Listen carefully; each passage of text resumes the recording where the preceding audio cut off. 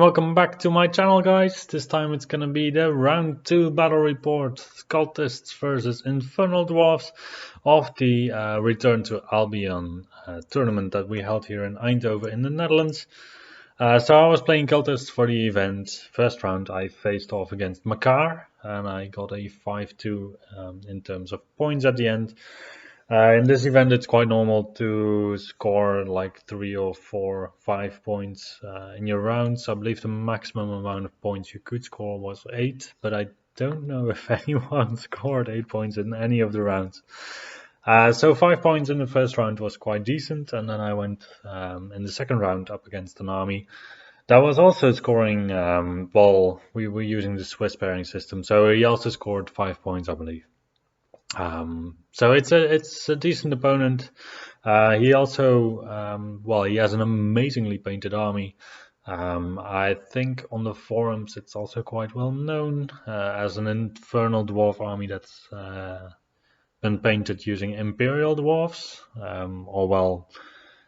They are quite happy dwarves for an Infernal Dwarf army. So this is Ortwin who plays his Infernal Dwarves with very pretty models. And he also is quite good at making lists in general, I find. So these are the lists that we have. I have the sirens of my demons on top of the Infernal Dwarf army, but that's just a small mistake, so it should be fine, right? Yeah, I have 2 cult leaders. I have 3 units of cultists that don't really want to see any combat. I have a unit of possessed that definitely does want to see some combat. I have hoarders as a combat block, and then I have 5 sirens as a chaff unit. My opponent has 2 Toro commissioners. These are basically just dragon ogres characters. So they have like a 4-up armor and resilience 5, and they have 5 or 6 attacks at strength 5 or 6, something like that. So they are quite good at dishing out some damage.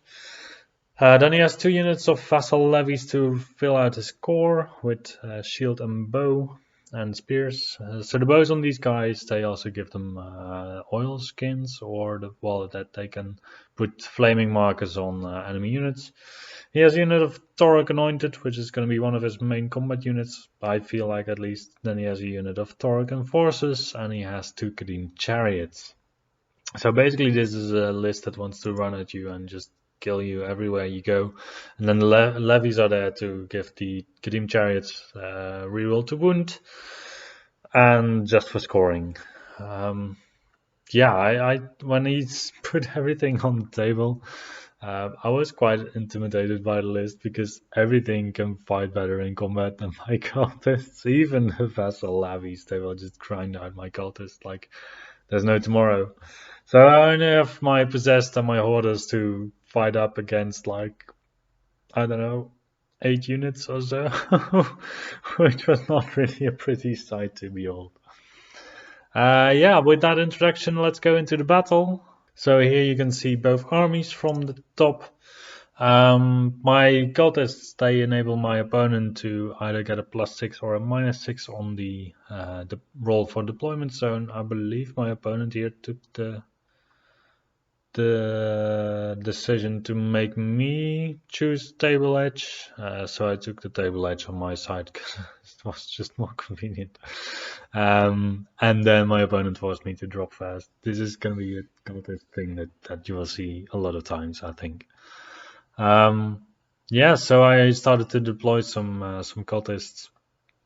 I deploy my giant. My general game plan for this battle was to maybe try to sneak through 1 unit of my cultists, because we are playing breakthrough in the sense that you have to have a scoring unit in the enemy deployment zone at the start of turn 3, I believe. If you do, you score points irrespective of what the opponent does. So if you both have a scoring unit in the enemy deployment zone, you don't look at who has the most of them, or you don't compare, you just both get points if you do have it.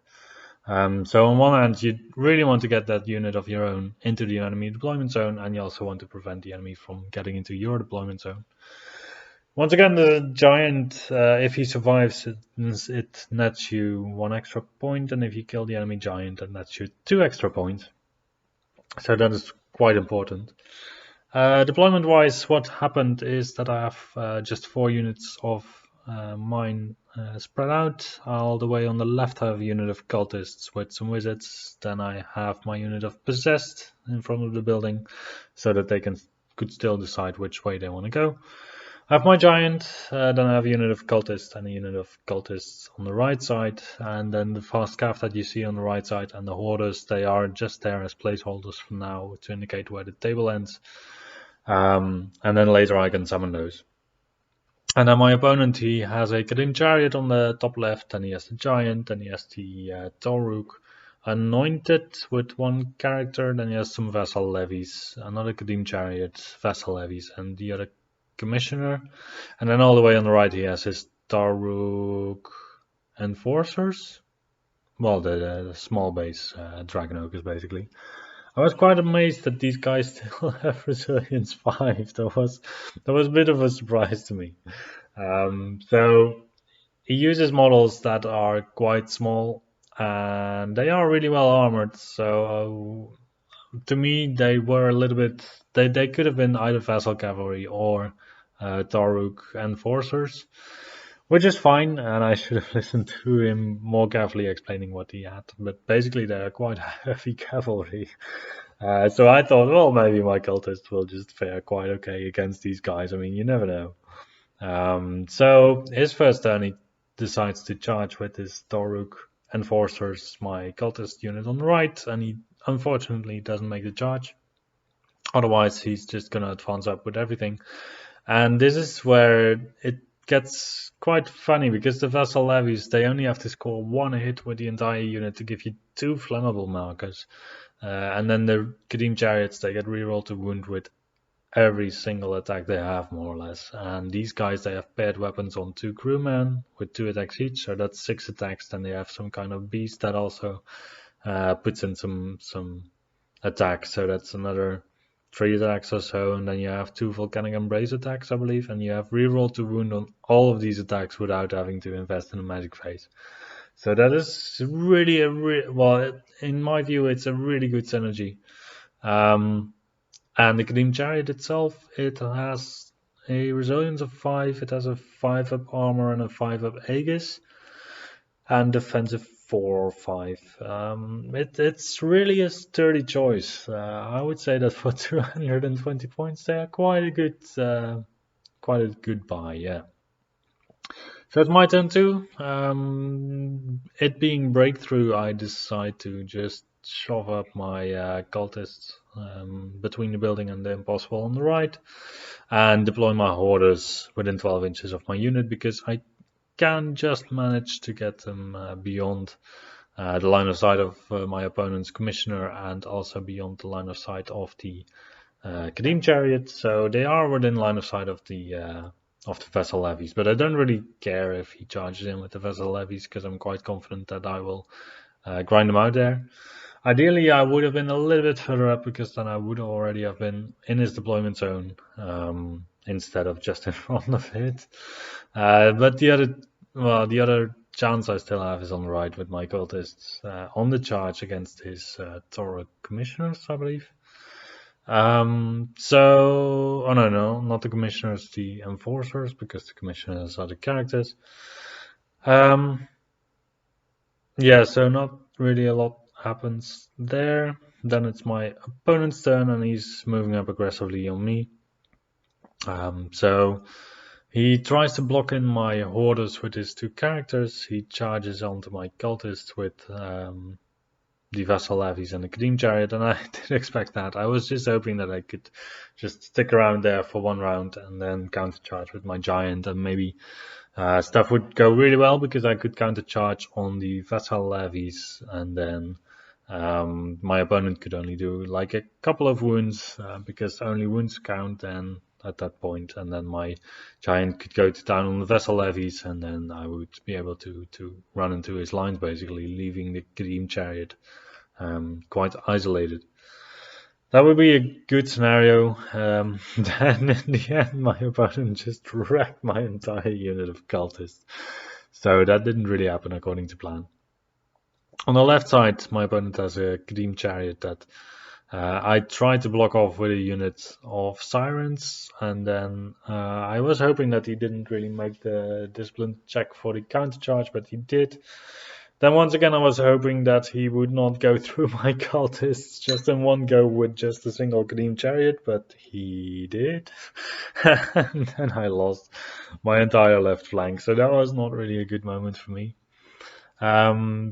Well, on the positive side, I have a Gleam Chariot there that I can probably tackle with my Possessed. And then on my turn, I am able to charge the Gleam Chariot with my Possessed. And I also have the prospect of probably going for the Giant afterwards and trying to get through that.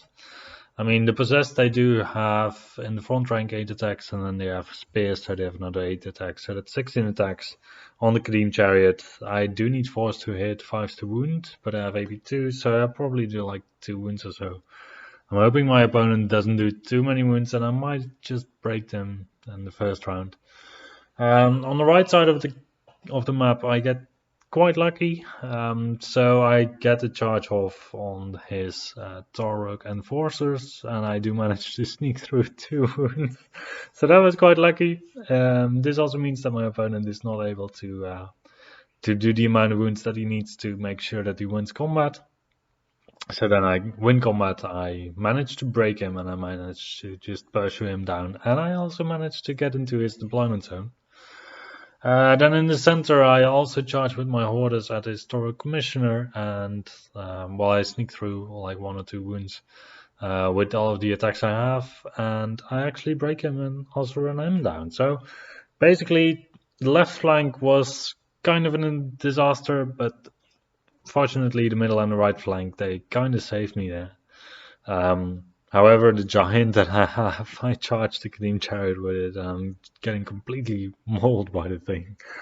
So I didn't manage to do any wounds with my attacks, and he instead does, in the first round of combat, I believe, he only does 1 wound, but I believe now he's gonna just completely kill my Giant in the next combat.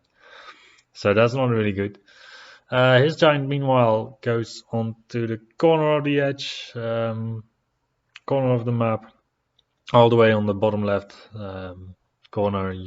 He's just barely off screen now, but he's there, and he's going to score the objective for my opponent for a turn. Yeah, so you can't really tell at this point where this battle is going so far, but it's definitely a lot of fun and a lot of chaos, so that is always good. I mean, I'm not in a good spot. I'm also not in a bad spot. I mean, I still have some units that are capable of fighting, and I did manage to get rid of the Gleam Chariot of my opponent. So in my turn, I'm also able to charge my Possessed into the Giant of my opponent, and I'm quite confident that they will be able to handle the Giant on their own. However, my opponent did manage to kill my Giant, which is not a pretty thing, obviously. And then my Hordes actually managed to get rid of the Toro Commissioner at some point. Yeah, it's already in this turn. Which forces a panic check on the vassal levies. The vassal levies break away and they go towards my deployment zone. So I'm really hoping that with Discipline 6 they won't come back again. And then in that regard, I mean, my opponent has a Giant that is scoring in my deployment. I am going to get rid of it. And then he has to put his Toruk Anointed there. He also rolls the rally test for the Vassal Levies, and I actually rally, so he already has the scoring unit in my deployment. And my Hordes are getting mauled in ways that I don't even know are possible. And then in my turn, I try to still charge his Torok Anointed with my Possessed. He can flee away with those because he still has the scoring Vassal Levies in my deployment zone. And I try to rearrange a little bit. I think I do forget about my cultists in the top right, more or less. Or at least I don't really put a lot of effort into making the charge distance to the Kadeen chariot as much as possible. But scenario-wise, we are tied for the moment, I believe. So it's kind of fine. I wasn't gonna win this battle anyway, in my view. Seeing that my opponent had like 8 combat units and I had like 2 to counter it, it was gonna be a lucky game if I was gonna win it. And I must say, I was quite lucky on the right flank with my charge on the Torok Anointed. I don't know how lucky I was with the Hoarders against Historic Commissioners, because they only have a 4-up armor save, and also Ghostly Guard I completely negated because I have magical attacks. So both of them just had a 4-up armor save. I still have 12 attacks plus 4 grinds coming out of my unit every single turn. So I don't know how lucky it was that I killed these. But yeah, in the end, we both killed the enemy giant. We both score an equal amount of objective points. So we get an equal score of 4-4, I believe, because we killed the enemy giant and we drew on the objective. So far, so good for the cultists. I mean, 2 rounds in and I'm at 9 points. So I'm not at all disappointed. Thank you for watching, and I will see you the next time.